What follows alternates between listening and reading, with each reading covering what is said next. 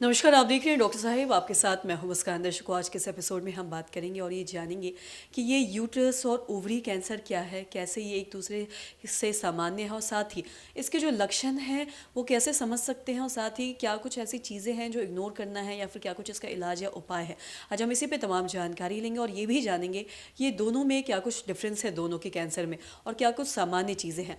इसी पे तमाम जानकारी लेने के लिए आज हमारे साथ मौजूद है बिहार की जानी मानी gynaecological oncology doctor Sangeeta Narayan. आप साथ ही आपको बता दें दर्शकों कि ये पीएमसीएच से रिटायर्ड है। मैम नमस्कार, बहुत बहुत स्वागत है आपका। नमस्कार। मैम आपसे जानना चाहेंगे, हम जब भी यूट्रस कैंसर की या फिर ओवरी कैंसर की बात करते हैं तो सबसे पहले तो आप हमें ये समझाएं कि यूट्रस कैंसर और ये ओवरी कैंसर क्या है और कैसे ये दोनों से एक दूसरे से अलग या फिर सामान्य है।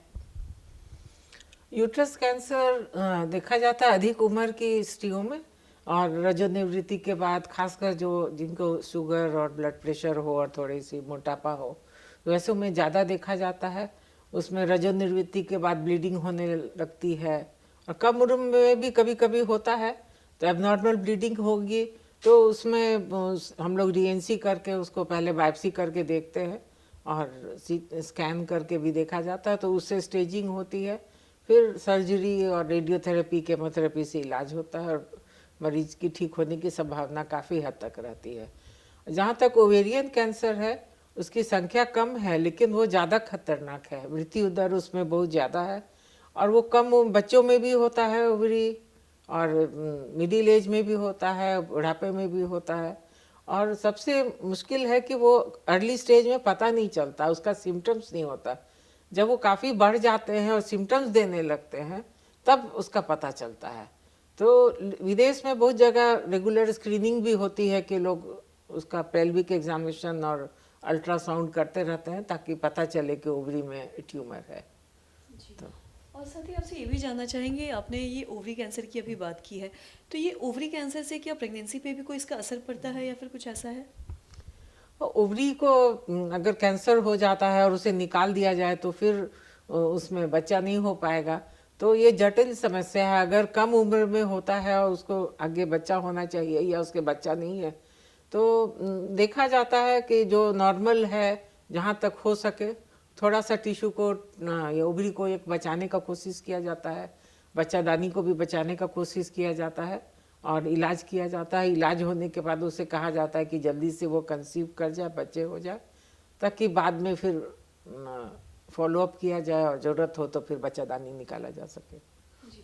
और साथ ही ओवरी कैंसर की अगर हम बात करें और साथ ही हम लोग यूट्रस कैंसर की भी बात करें तो आज हम देखते हैं कि यूट्रस कैंसर भी एक ऐसा कैंसर है जो बहुत सारी महिलाओं को हो रहा है।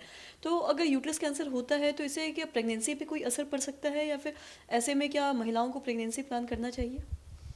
यूट्रस कैंसर अधिकतर उम्र होने के बाद होती है और अगर अर्ली स्टेज में पता चलता, कम उम्र की महिला है तो उसे मतलब ये करके सिर्फ अगर हार्मोन थेरेपी देकर, मतलब कि सर्जरी नहीं किया जाए और क्योर हो जाए, तब फिर आगे बच्चा होने का उसमें कोशिश किया जा सकता है। जी।